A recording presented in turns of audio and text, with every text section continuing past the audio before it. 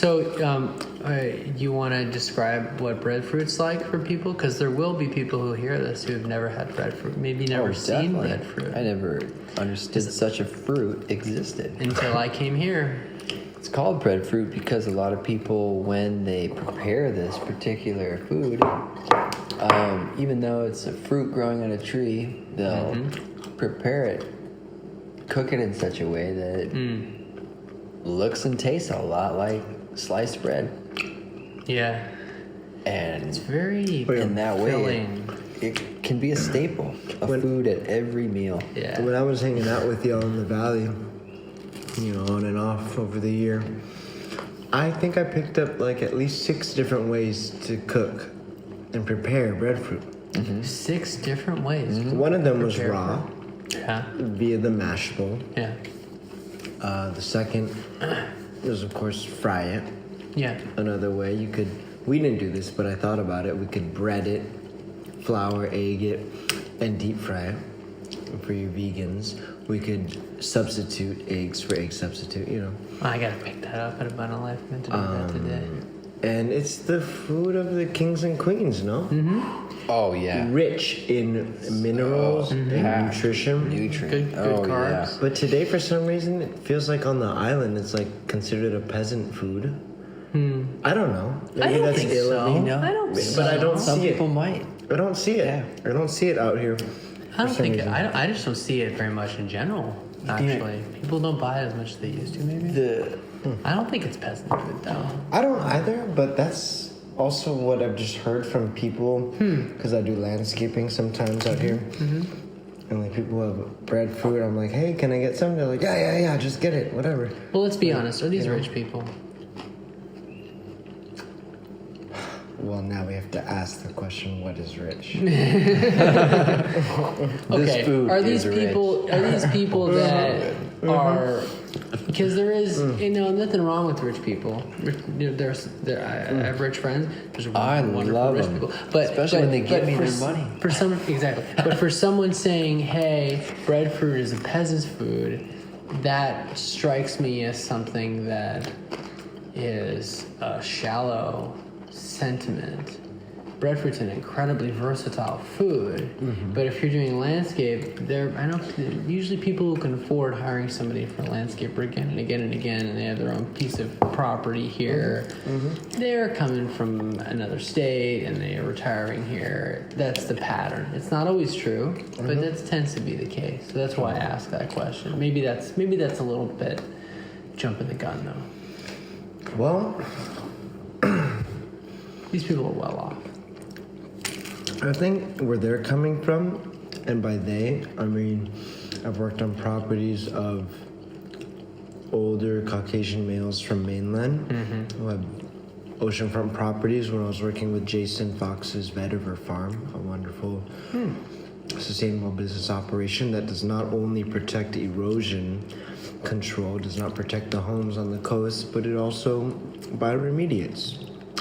Really? It's one of the oldest grasses, vetiver, that goes 16 foot deep. But working with him and working with this amazing plant all along the coast, I met a lot of property owners, and the sentiment, I think, comes through from those experiences. They're not big fans of breadfruit. And it wasn't just the breadfruit, because the property that they bought had been on land of other people, maybe more native to Hawaii than they. And, there's a lot of wonderful fruit and food.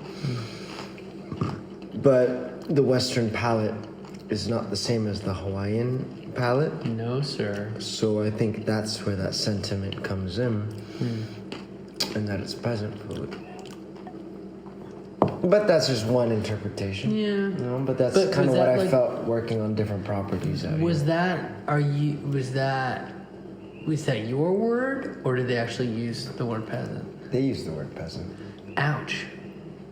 Ouch, I know, but That's an ouch for what they me. may not understand is just how to prepare it in those 6 different ways This I is was true. talking about. This is true. Exactly. This is true. Because it is one of the most delicious delicacies that we have. Well, how here else do you like to as prepare humans. besides frying it and eating it raw? You know, You if boil an it, maybe? ulu is turning yellow, Oh, we should describe how big this soft thing to the is. touch. It's about the size of a small bowling ball. Of course, it's perfectly round. Child's bowling ball. That's right. I've seen big ulus, but the average ulu is the size of a small child's bowling ball. Yeah. And it's packed dense with nutrients. 6 Not to 8 quite inches. as heavy as a She bowling said. ball, In radius. but it is nice and I'm dense. sorry, it's late. And I personally love to have a soft ulu going yellow that to the touch has a bit of a give, Here's the thing. and Soft ulu. inside is becoming sweeter every day. Oh my god, I want to get put one now. that I've got on. one so I'll long. put the yes please. I'll put that on the oven. Excuse me. I'll put that on the grill. I was gonna say, do you have another? I'll put that. Not yet, Yeah. but I will have a solar oven soon. Oh wow. Oh, soon That's enough. great. Soon enough. But I have a fire going. Got the grate. Plop the ulu on there, and it's soft enough that actually the grate will put some marks, some grill lines in that soft bottom of the ulu. But as the fire heats up and the flames lick the bottom of the ulu, it starts to blacken it. And I cook it on that fire. You described this so until vividly. the entire sphere of the fruit is black and hard. You do the whole outside. You basically charbroil the It outside. could be about 60 minutes of turning, but no more. No more than that. no But more. For some of the biggest, ripest, most sweetest, delicious, yummy ulus. So you're 60 cooking it minutes, evenly. 60 minutes will bake the entire thing from skin to core. Huh. And what do you put on that? Do you What put I'll salt do is on that? What do you put lift on it that? off the fire with a pair of oven mitts or a tong, maybe 2 tongs. Yeah, Tom. Set it aside, let it cool a little while, maybe 6 minutes. And with the sharpest knife that I've got, cut right through the very center of the fruit. Open it up, and what we have inside at that point tastes like ulu pie. Ooh. I had something like that at a potluck a long time ago. Sweet, almost cheesecake Like a texture. bread pudding almost? Oh, That's cheese thicker. Cheesecake. Perfectly Okay. edible just as it is. But what I love to do, scoop it out, put it in a bowl, Such a foodie. shave some coconut on there, hard, mature, brown nut. Yep. Get that white coconut in there. Drop in just a drizzle or two of honey, cinnamon, and cacao nibs. Oh, Oh, cacao nibs too. so good. And you mush it. Oh, mushing it the whole while. Mushables. Yeah. Oh, so this is just the sweet mushables. It's a cooked And mushable. different than if the savory if I have mushable. mac nuts, I'll toast those mac nuts, crush them, and throw those in. Macadamia nuts. And maybe add just a dash more honey. Dude, And you're it such a is food. I one love of it. the most delicious, sweet, love it. yummy treats I've Such a ever foodie. eaten. Filling and nutritious. Completely, naturally healthy. And life-giving. Oh, it's an amazing You're food. obviously like So- you're muscular. You're obviously not malnutrition. No, and malnourished. I eat very little meat. I can't hold it. I'm just people. People at home cannot see you. I just think you primitive people would normally be very skinny and malnourished, living in the jungle and all. That's not what I was saying, Asha. What were you saying? I was saying that sometimes people make assumptions that they're not eating this food. They might not be of a certain body type. They might not be getting enough calories. I'm just trying to be clear. It's true. And this is a great segue into this whole vegan, vegetarian, and non-vegan or non-vegetarian, lifestyle that we encounter a lot on the island. A lot of different choices here, definitely.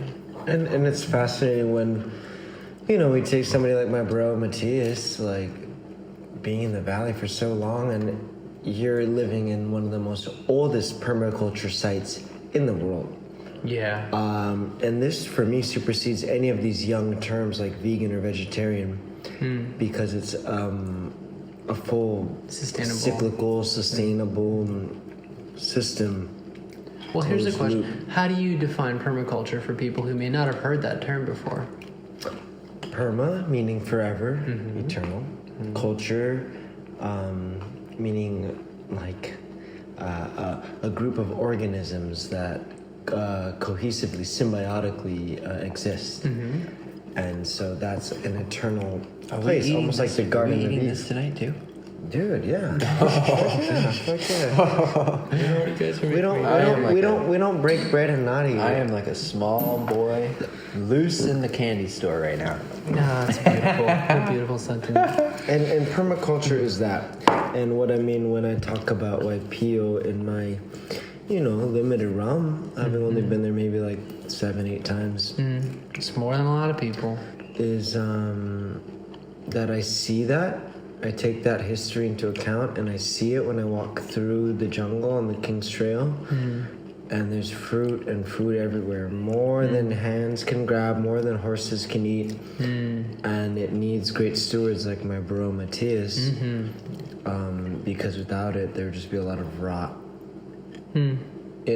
Straight up, right? Am I wrong? in thinking There would that? be a lot of people who may miss the opportunity to try an umbrella apple, a mame sapote, Umbrella an apple. avocado I don't that's even as know what that big as their fist, bigger. And so I do my best to distribute what fruits are very abundant, and as Asha said, more than I can eat, more than even I can feed the horses, because the horses, they're hungry too, but And there's more horses than there's humans, that right? much food Probably. already established and growing in Waipio. It is a permaculture hotspot But on most this of that, island for sure. but most of that stuff, most of those trees were not even deliberately planted, or were they? Are they just naturally there? Every seed was intentionally brought. And from those seeds, it burst forth permaculture Really? systems that are unstoppable. And they're feeding Wow. many miles outside of Waipio. And so Okay, I didn't know that. in that way, we all eat from the valley, because so much of the kalo Right. is The taro, trucked out, which becomes distributed around the islands, poi, which even is a very popular even off of this staple. island. Yeah. Yeah. How long have? And this is like because the tsunami that wiped out the community that was living there, or not wiped out, but Well, yeah. You talking about ushered them to. the 1946 tsunami No. or the 1960? I was just bought privy to 1800s. Oh, Our the buddy one Baylor 1890. last night was telling me about some even older tsunami than I heard about those 1900s one. There's a pretty big one in 46 that really screwed up Hilo, and another one again in 60. But what do you know about the one I'm talking about? The one for Waipio? The legends that I've heard talk about a tsunami in 1946 or thereabouts. What month of that year, I'm unsure, It but was April. it could have been. It could have been April. Stories that have come to me said there was not a single life lost. One horse went missing. Wow. But as far as people and humans, everyone survived. Wow. That's But amazing. there was massive destruction, and the front of the valley just was completely wiped out. Because you're talking about like a minimum 80-foot wave, right? I had read once in a historical account that there were Yeah. 3 50-foot waves, Okay. Still. which is a mega huge wave, larger than anything I've ever seen in person. And it happens. Same. And I cannot really imagine what that would be like. It's like a Michael Bay film. But it is still a topic of conversation amongst people in Waipio and around the islands, of course. Yeah. It's a threat to destruction for sure. And it's not a question of if, Threat of it's a question of when. It's always a question of when. Those Sure, just come and what is your plan periodically every few of decades. when you hear the siren go off? And it is the real deal. Run Personally, uphill. I have a tree friend that I'm going to run into the arms of and feel very safe and hopefully observe. Hashtag tree friend. Safely. Tree friend. I had this the really beautiful destruction. If it ever should happen, but if not, I would be okay with that too. I know. Yeah, odds are you probably got like 20, 30 years. I had this really scary moment at Honolulu today. Our favorite and only surf spot on the east side. Well, not the only, but it's there's only a few. And at Honolulu today, I didn't know this, and I didn't even ask anybody. I'm just assuming right now, but I heard the siren go off. It's a Monday. Oh. And I heard and I'm out there on the water. Yeah. There's like 50 surfers and like 40 people on the beach. We're out there, and all of a sudden I hear it, and it's probably like, I don't know, it's probably like 1 p.m. Yeah. It's probably like noon, maybe noon. And it goes like, Middle of the day. Yeah. What people in other parts of the country might associate with the tornado siren. yes, a cat in heat. or the cat siren. A large cat. Yeah. We're talking about a fat cat. here. Cat you don't want to run into, basically. And I'm looking around at everybody. Nobody's making any gesture. Nobody's looking towards the land. We gonna die? And inside, I'm freaking out. Oh no! But it's also big surf, and I'm looking at the waves. You're looking for the big one. And then, well, no, I'm looking for the biggest one. Sure. Because I hear this thing, and I can only think of tsunami alert, because in San Francisco, every like Wednesday or Thursday, was it? It's Wednesday in the middle of the day. Yeah, it's this is a test. This is a tsunami test for all the citizens of San Francisco. I repeat, this is only a test. But I didn't hear those words when I was out at Honolulu today at the beach surfing. And so I was just like, wait, nobody's saying this is a test. Is this not a test? They expect you to get the email about it. But do we know? I saw something about it. Are there somewhere. scientists that I saw tell something about it us? somewhere. So that was a test today. I forget where I saw that. I think I saw it. Actually, I saw it on a terrible website called Facebook, and they posted something about it on one of the groups that I follow. So it's not regular? They just did a random test? You know, that's a good question. Don't know. I think maybe it's a quarterly thing, but Every month. Every month. they should really do a PSA First- about that. First Wednesday of every month. The first what now? I'm pretty sure. First Wednesday? I think it's the first Moon's Day. Moon's Day? Yeah, Is that Monday? that'd be today. Okay, all right. Of Gotcha. every month. Yeah. Okay. At Honolulu? So it was a test. Do they do that in Waipio? Unless No, that was the unless whole you town, heard man. unless I you heard heard the it siren here. go. Yeah, I heard it here. And I was like, oh yeah, I saw the thing on the Facebook about that. I hope people aren't losing their minds because about 2 years, was it 2 years ago? I think, yeah, 2 years ago, 2 years and 2 weeks ago, January 2018. Have you heard about this? You probably weren't here yet. There was everybody's phones beeped. I wasn't here. And there was a missile launch warning. Oh, from Korea? So a bunch of people on this island thought they were about to die. And the funny, sad part about this, funny and sad, was that it was a total mistake. That some guy at the control center hit a button and everybody's phones got a emergency warning going dang, dang, dang, and thousands of people had panic attacks. And, you know, so they've changed the procedure now. 2 people have to be present to send that warning. They've changed the software, but it was pretty bad. Dude, I remember that, when it was happening, and I don't believe that story at all. What I believe, No, yeah. people. Well, wanna which hear part this. of it? Because people lost I don't their believe shit, that it 'cause was an like accident that somebody 7:30 hit in the this morning. button. Well, someone got fired, but Or there was missiles sent this way, and we deflected it because we have an awesome anti-missile defense system. they call it the Star War. Yeah, I don't know. the They were gonna call it the Star Wars Project. I don't know. In the 80s, that's what it was called. But all that shit's classified now. But yeah, there's some crazy stuff that we don't know about. Wow. Yeah. On a side note, like 2 weeks ago, like Trump elected the first director of like I'm not saying the You had name to correctly, mention but his space name. affairs. You know what I'm talking It about? was a timeless podcast until you said the then president. Go ahead. No. Space affairs. His name, he who shall not be named, is timeless. You're talking about Voldemort. Yeah. Yeah. He is a Voldemort. He is a Vader. He is, you know, kind of the most timeless figure of our human For history. now. Boba Fett. For now. I mean, No, Boba's fine. He's just trying to get a job done. He's just a bounty hunter, man. Got his own spin-off series. Kind of. Boba Fett's way more cool. Way cooler. I think Voldemort's cooler than the president. So you're saying that he elected, what did this have to do with Star Wars?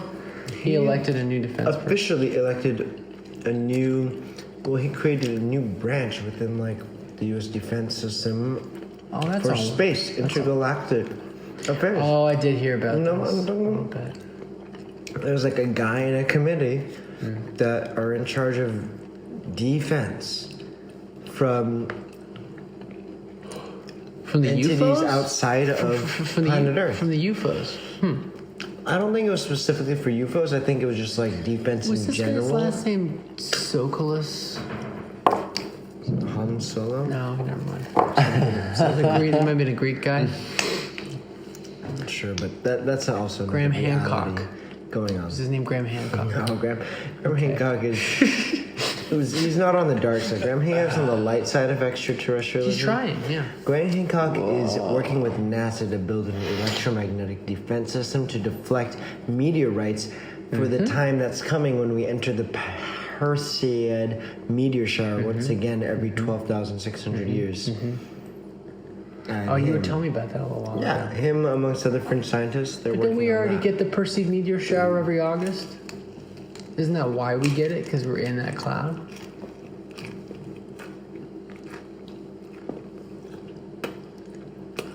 I don't know. I don't know. There's a lot going on that I wish I knew about in one moment. And then the other moments, I'm like, But then you're like, Maybe it's well, best. I'm in YPO. I don't have internet. I'm oblivious. Yeah. Because there's a lot going on inside of me, too. And if I forget about that and get too caught up with what's happening outside of me, I might lose my balance. Is YPO the valley that has the roundhouse? That's correct. Ah, I had a friend who said that. Andrew, what do you know about the roundhouse? I don't know very much at all about the roundhouse. All I know is that there are a lot of horses, and that there's I believe, a stream or the river going right next to the Do you want to roundhouse. break that bread, Andrew? Yeah, I don't know if I can eat that, but There's egg in there. yeah, you're sensitive. It's a very nice texture. Yeah. Maybe I'll eat a prune like an old man. I brought prunes. I try not to eat super late anyway. It goofs up my digestion sometimes. Yeah, and it's like a community space, and I don't know too much about it. I had a friend who just fell in love with the round. Apparently, there are a lot of horses around there. What was your friend's name? My friend's name was Matt. Okay. This years ago. Matthew, the man I called him. Many young permaculture enthusiasts will pass through the roundhouse and learn some of the systems that have been in place for hundreds of years in the valley. How far are you And from the roundhouse? I have visited on a few occasions. The crew is hardworking and very dedicated to the land that the roundhouse sits on. They throw amazing food gatherings with music and camping. Have we been to the roundhouse? And it's been probably close to 2 years since I've been there, and I'm pretty sure we've yet to go. It's How far is it from your treehouse? maybe 2 miles back into the valley. Okay. No more than 3, I'm gonna guess. So not super duper. Close to the end of the county road, which Okay. is maintained by the county and it's paved. There's a sign where it ends, and after that road ends, there's another road that's unpaved that a person would walk or drive if they had a 4-wheel drive vehicle, ATV, about another maybe half a mile, and there's a gate with the Roundhouse Foundation's name on it. Oh, it's a foundation. It's So a they- nonprofit. is it like fenced off, the whole deal? Yeah. Isn't it? Yeah, they It's have fenced off. There's like a whole fences to deal? keep the horses out, Keep horses out and keep pigs. some horses in. pigs out. Sure. And, oh, please. Yeah. To quote Steve Martin, This is- oh, yeah. more wine. It's funny when he says it. So, how many acres are they on? I could only guess. I'm unsure exactly how many acres. 147. I'm gonna guess it's close to 71. close to a dozen, but no more. Maybe as few as 6. Yeah. Is it tucked? I mean, I have not been to this valley now that I realize it.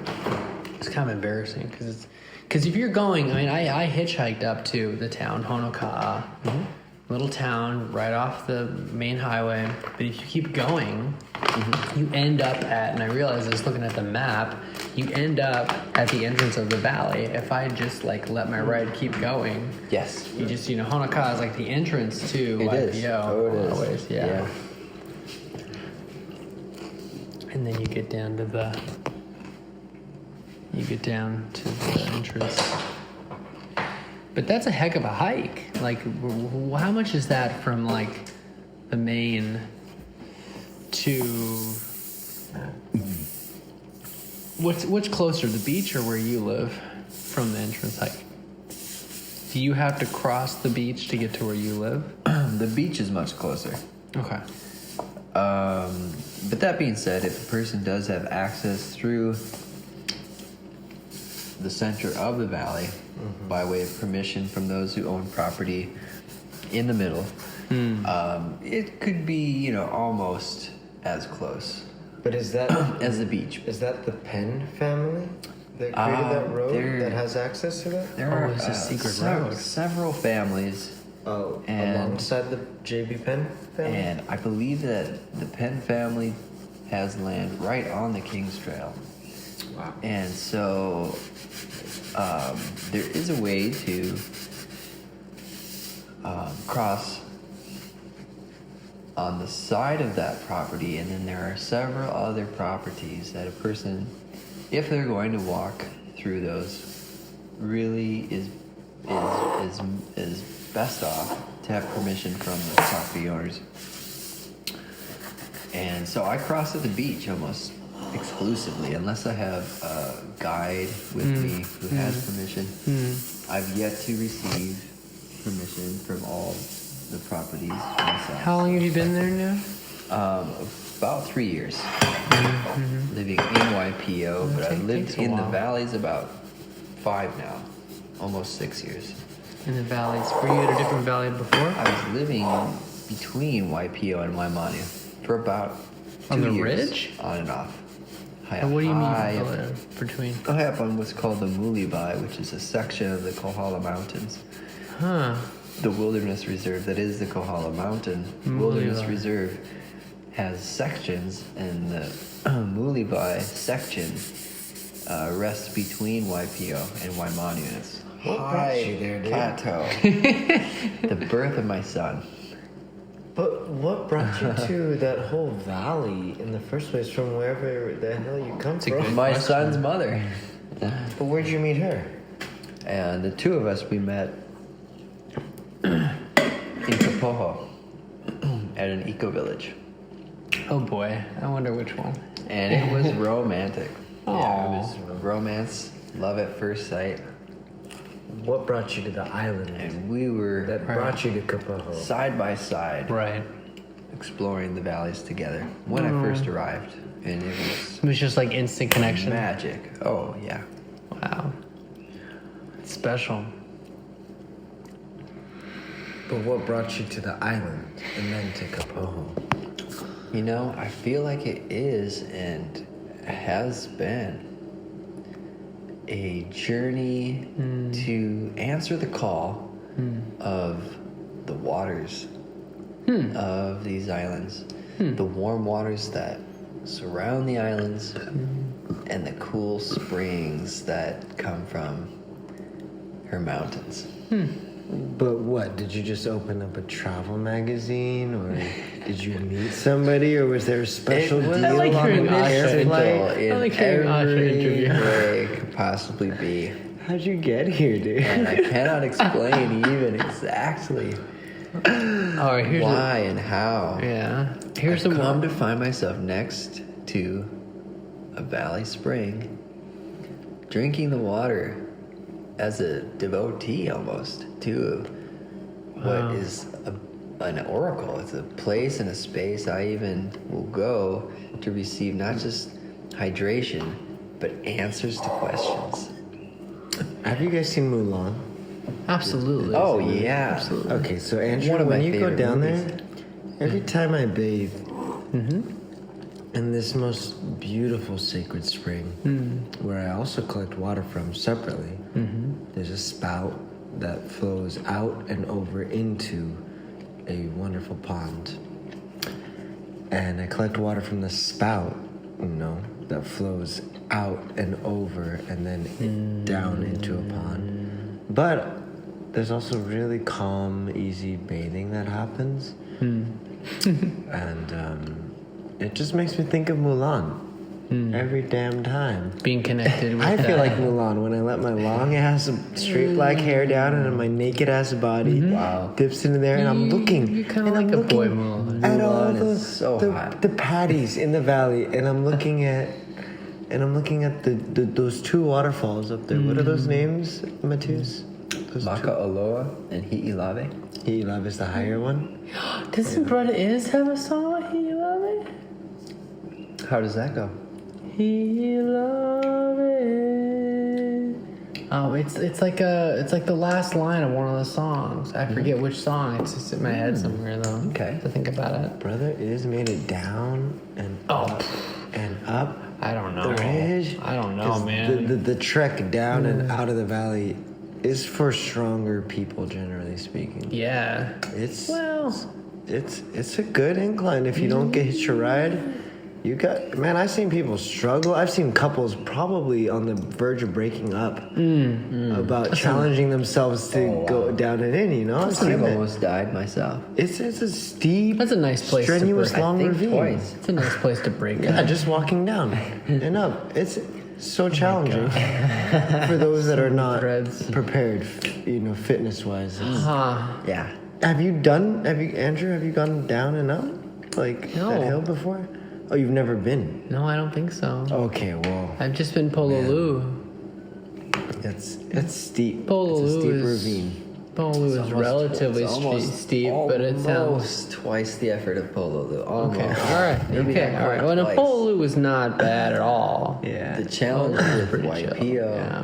is you're not just walking down with other backpackers and day hikers. Yeah.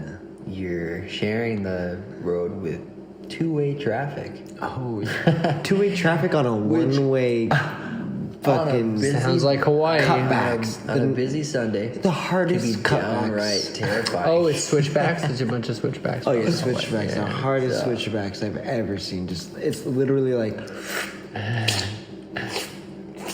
It's like a wow. It's just a real intense engineer. It's crazy engineered. Oh boy. Has it ever, in your time there, has it ever gone through erosion to the point of being blocked. Which The which Ridge path? Trail The Ridge down Trail into going Waipio in- Valley into from the Waipio, parking from lot the at parking the lot. top. There have been major road repairs done. A collapse from above I've seen. sure Just recently collapses, this yeah. last summer there was a landslide below. That's left cones marking the spot of the road Do you have just a above photo that of any of landslide, that? which I don't know what that means, but Wow. I gotta assume it's safe when many people go up and down every day, and it seems safe. But the land is very dynamic, and it's changing, and Oh yeah. there are probably people paid to be on call and show up at the toot of a horn to repair any damages to the road if need be. Right. When heavy rains come, Wait, why on the toot of rocks a will horn? well, because There's not big economy in the because valley, except for the poi lady. That boy lady holds a lot of swing, Asha. She's in all the markets. But that's No. I don't know. Am I wrong? But like, why are they on the toot of a horn? Her brother is the county. the toot of a conch. The toot. Toot of a conch. The toot of a conch. Harsh. Because that's Civil defense doesn't have anything else to do. that is crucial. The only way in and That out. the Kahlo can get up and down. Right. That the Right. residents of the valley can get up and down. That's the only road. And all of the screaming tourists and visitors who just must You're telling me there's one go road, into there's the one valley. option.